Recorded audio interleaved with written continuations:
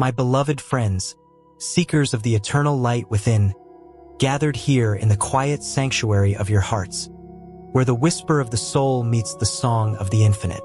How blessed we are to commune in this invisible temple, where no walls confine the spirit, and the divine presence flows like a river of nectar through every devoted thought. Today, I speak to you not from the lips of the body, but from the wellspring of that inner wisdom which has guided saints and sages through the ages. The wisdom that unveils the grand drama of reincarnation, the eternal play of souls returning to this earth stage to dance their parts in God's cosmic symphony.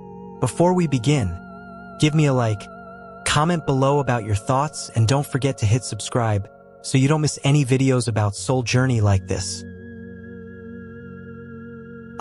Reincarnation. It is not a doctrine born of fancy, my friends, but a profound truth woven into the very fabric of creation, as ancient as the stars and as intimate as your own breath. The Bhagavad Gita, that jewel of divine counsel, declares through the lips of the Lord Krishna, "As a man casts off worn-out garments and puts on new ones, so the soul casts off its worn-out body and enters into a fresh one." And in the Christian scriptures, we hear the Master Jesus affirm this mystery when he speaks of John the Baptist as the reincarnated Elijah, come to prepare the way. Yes, the soul, that spark of the eternal flame, does not perish with the crumbling house of flesh. It journeys onward, compelled or choosing, through successive births, until it merges once more into the ocean of bliss from which it came. But let us delve deeper, for today our hearts turn to a sacred question. Why do great souls, those luminous beings advanced in divine wisdom, always seek to reincarnate amidst the embrace of highly meditative couples? Oh, what a revelation this is, my friends! It is a key that unlocks the door to understanding not only the paths of the masters but your own hidden destiny. Picture, if you will, the soul as a mighty eagle, soaring in the vast skies of superconsciousness, its wings bathed in the golden light of God realization. Such a soul has transcended the tempests of desire, the fogs of ignorance, that bind ordinary mortals to the wheel of compulsion. The average soul, alas, is like a leaf tossed by the winds of karma, earthbound desires. The seeds of past actions sown in forgetfulness propel it back into incarnation without choice or remembrance. It returns, driven by the unfulfilled cravings of sense pleasures, the echoes of anger, greed, or unrequited loves, to reap what it has sown and sow anew, often in families shadowed by the same karmic storms. Yet the great soul, my dear ones, is no helpless wanderer. Through lifetimes of devotion, through the sacred fire of meditation that burns away the dross of ego, it has awakened to its royal heritage. Meditation, that golden ladder to the heavens, has schooled it in the art of inner communion. In the deep silence of samadhi, where the breath stills and the mind dissolves into the vast peace of the Om, the soul beholds the blueprint of its mission. It sees the tapestry of humanity's suffering, the veils of Maya that blind the children of God to their true nature. And with that vision comes the power of choice, not the petty choices of the material mind, but the sovereign will aligned with the divine will. The great soul chooses its incarnation as a captain chooses his vessel for a voyage across the seas. It selects not for luxury or ease, but for the harbor from which it may launch its light upon the world. Now imagine the moment of that choice, suspended in the astral realms between lives, where time folds like a lotus and eternity unfolds in a single breath. The great soul, radiant with the afterglow of past meditations, surveys the myriad possibilities. It knows that the body it enters will be both chariot and chain. The environment of the womb and the cradle will imprint upon its nascent consciousness the vibrations that either sustain or smother its inner fire. How wisely it discerns! It seeks not palaces of gold, for such glitter dims the soul's luster, nor realms of poverty that might chain it to survival's harsh lessons when higher work calls. No, the great soul yearns for the sanctuary of a highly meditative couple, a father and mother attuned to the inner flute of devotion, whose lives are a living prayer, whose home hums with the subtle music of pranayama and silent communion. Why, you ask, this deliberate affinity for the meditative hearth? Let me unfold it for you, as petals of a rose reveal their heart. First, consider the sacred alchemy of the womb, that mysterious forge where spirit dons the garb of flesh. The vibrations of the parents, like unseen currents in the ocean, permeate the forming embryo. If the mother is steeped in meditation, her aura becomes a luminous cradle, infused with peace, with the steady rhythm of the cosmic aum that vibrates in every atom. The child within, already a veteran of spiritual wars, feels that resonance and clings to it, weaving its advanced consciousness into the delicate threads of the new body without the jolt of discord. Ordinary births, my friends, are often turbulent crossings. Souls hurled into vessels rocked by parental unrest, material worries, or unhealed karmic wounds. The infant's pure intuition is battered, and much of its hard-won wisdom from prior lives is veiled by the clamor of the senses. But for the great soul, born to meditative parents, the entry is a gentle descent, like a swan gliding onto a still lake at dawn. The mother's meditative poise shields the child from prenatal shocks. Her whispered mantras, her hours of inner stillness, attune the growing form to higher frequencies. Thus, from the very first heartbeat, the soul retains fragments of its celestial memory, flashes of divine love, intuitive glimpses of truth that will later bloom into genius or sainthood. And the Father, too, plays his divine role in this union. In the yogic wisdom, he is the channel of the life force, the prana that vitalizes the seed.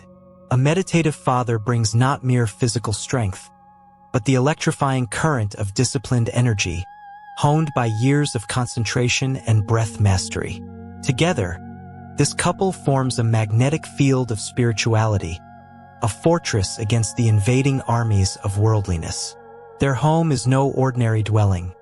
It is a temple where the air is sweetened by incense of devotion, where evenings resound not with idle chatter but with readings from the scriptures, the Gita's soaring verses, the Psalms' cries of the heart, the Sermon on the Mount's call to perfection. The great soul, entering such a realm, finds its mission nourished from the cradle. It is not burdened with the task of first awakening dormant parents to truth. Instead, it inherits a legacy of faith, a reservoir of shared meditations that amplify its own inner light.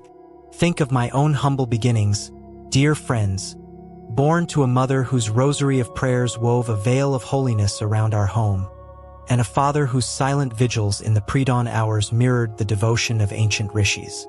Such an environment was my first guru, teaching me the language of the soul before words were formed on my lips. But let us not stop at the cradle. The choice extends through childhood's tender years, when the soul's flame is most vulnerable to the gales of Maya. Highly meditative parents are lighthouses in the fog of material existence. They teach by example, not edict, their lives a testament to the power of withdrawal from sensory storms. When the child, with its advanced soul, begins to stir with memories of past attainments, it finds in these parents not skeptics or scoffers, but fellow pilgrims who recognize the spark. Child, they might say, in the quiet of family altar, tune your heart to the great syzygy, the inner star that guides all seekers. They introduce the science of yoga not as a foreign rite, but as the family's sacred heritage. Simple breath exercises to calm the monkey mind, visualizations of light to invoke divine protection, affirmations that echo the soul's innate knowing, I am the child of God, heir to his infinite joy. Oh, my friends, how this choice safeguards the great soul's purpose. Without such a bulwark, even the mightiest spirit might falter. History whispers of prodigies lost to the world's distractions, souls of promise who, born into vortexes of ambition or despair, saw their inner visions drowned in the roar of unmet expectations. But the meditative couple, attuned to the whispers of intuition, fosters freedom. They do not bind the child with chains of profession or possession. They encourage the soul's unique song. Follow the star within, they urge. for it leads to the Father's kingdom. In their presence, the great soul learns the art of balance, how to walk the earth as a lotus floats on water, untouched by mud yet rooted in it. Meditation becomes the family rhythm, a daily communion that binds hearts in wordless love, dissolving the illusions of separateness. Father, mother, child, three flames merging into one eternal fire, burning brightly to illuminate the path for others. Now, pause with me here, and let this truth pierce your own heart. For if great souls seek such unions, what of your journey? Are you not, each one, a pilgrim on this road to God? Reincarnation is no arbitrary sentence, but a school of love, where every lesson refines the soul's gold. If your present family bears the marks of strife, do not despair. It is the forge chosen for your strength. Yet know this, through meditation you can transmute discord into harmony. Sit in stillness each dawn, as the world sleeps, and invite the Divine Mother to heal the karmic threads that bind you. Visualize your loved ones bathed in her blue light of peace. Affirm, in this home, God's joy flows freely. All shadows flee before His presence. And marvel, as resentments melt like mist before the sun, revealing the souls beneath as fellow seekers, perhaps from past lives, drawn to work out ancient debts in the currency of forgiveness. But to become the vessel for a great soul or to elevate your own to that stature, you must cultivate the meditative life. Meditation. It is the nectar that quenches the soul's thirst, the bridge that spans the chasm between dream and reality. Begin simply, my friends. Find a quiet corner, away from the clamor of telephones and televisions, those modern sirens that lure the mind to shallows. Sit erect, spine as the axis of your being, and withdraw the senses as a tortoise draws in its limbs. Inhale deeply, feeling the prana, that vital river of God, flooding your being. Exhale, releasing the burdens of yesterday. Then, with gentle persistence, fix your gaze at the spiritual eye, that luminous point between the brows, where the highway to infinity begins. Chant softly, Om, peace, peace, peace, or the Christian invocation, Heavenly Father, Thy will be done. Let thoughts come as clouds across the sky of awareness. Do not chase them, but watch them drift, until the vast blue of inner calm reveals itself. In this sanctuary, you will hear the soul's counsel.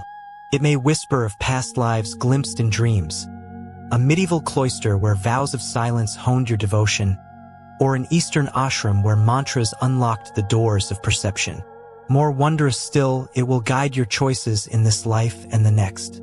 For as you deepen in meditation, your soul awakens to its electing power. No longer compelled by blind karma, you begin to choose with discrimination born of wisdom, the environments, companions, even the very year of your return, that best serve the divine plan. Imagine, dear ones, selecting parents whose meditative aura will cradle your mission, or, if this incarnation calls you to parenthood, becoming that beacon yourself.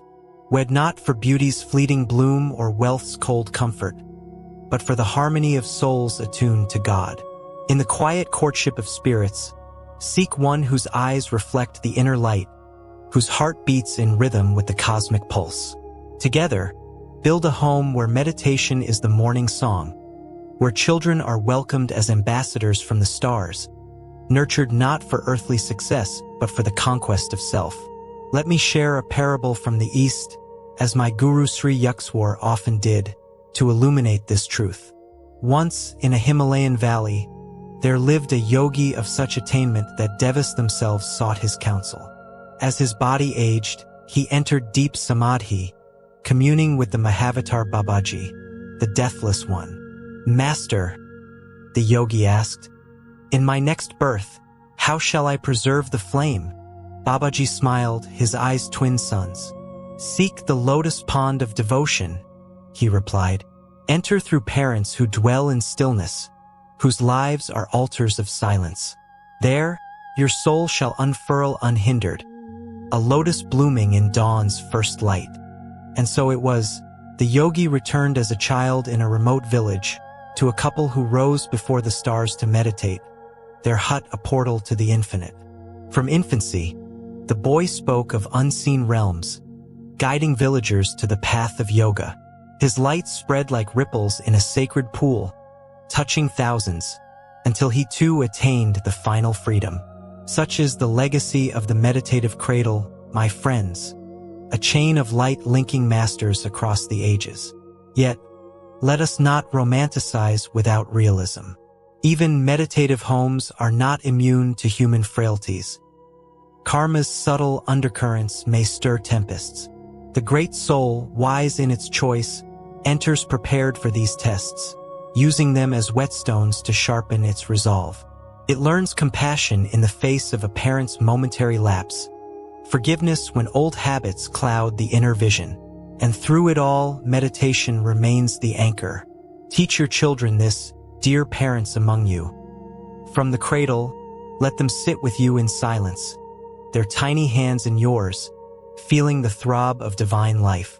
Sing to them not lullabies of sleep, but bhajans that stir the soul. Thou art the ocean of love, in whom all dreams dissolve. As they grow, share the stories of saints. How Lahiri Mahasaya, the father of Kriya in modern times, balanced householder duties with hours of ecstatic communion. How Therese Newman sustained her body on the Eucharist alone, her heart a perpetual prayer. These tales plant seeds that blossom in due season, drawing the child ever inward. Now broaden your gaze, my beloved, to the grander vista. Why this pattern among great souls? It is the Divine Mother's strategy, ensuring that her emissaries arrive equipped for the battle against ignorance. In this age of Kali Yuga, where materialism roars like a lion in the streets, the world hungers for beacons of truth. Great souls, avatars, prophets, yogis, descend not as isolated flames, but as parts of a divine relay, passing the torch through receptive vessels. By choosing meditative couples, they forge links in a golden chain. Parents who, through their own sadhana, become co-workers in the mission. The child's first words may echo scriptural truths, its first steps, a dance of devotion. And as it matures, the family becomes a nucleus of light, radiating outward, perhaps founding ashrams, authoring revelations, or simply living so purely that neighbors glimpse God in everyday grace. Consider Jesus, that supreme exemplar. Born not to kings, but to Mary and Joseph, humble souls steeped in prayer and prophecy. Mary's fiat, "Be it done unto me according to thy word," was the meditative surrender that prepared her womb for the Christ light.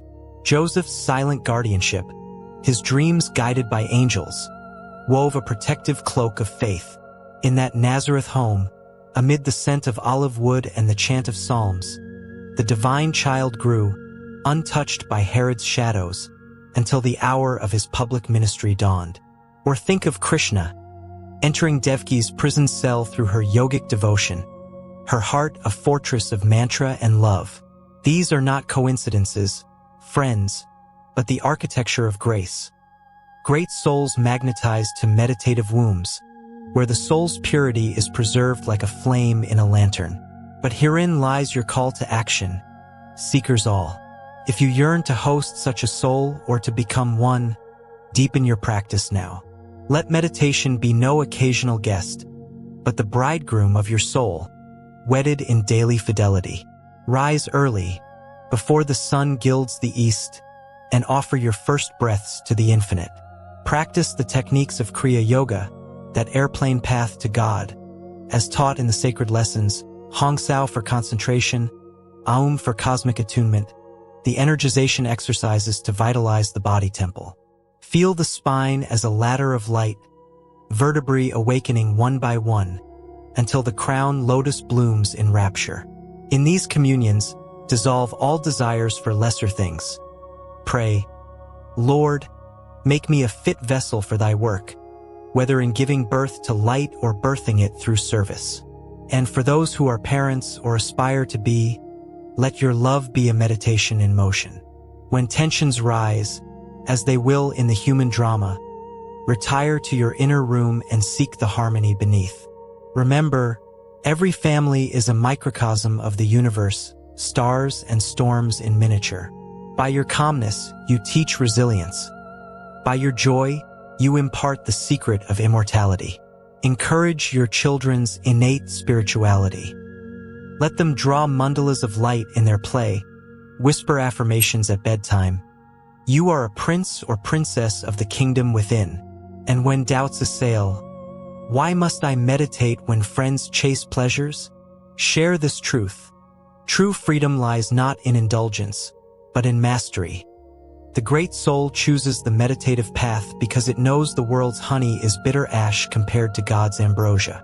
As we draw near the close of this sharing, let your hearts expand with gratitude.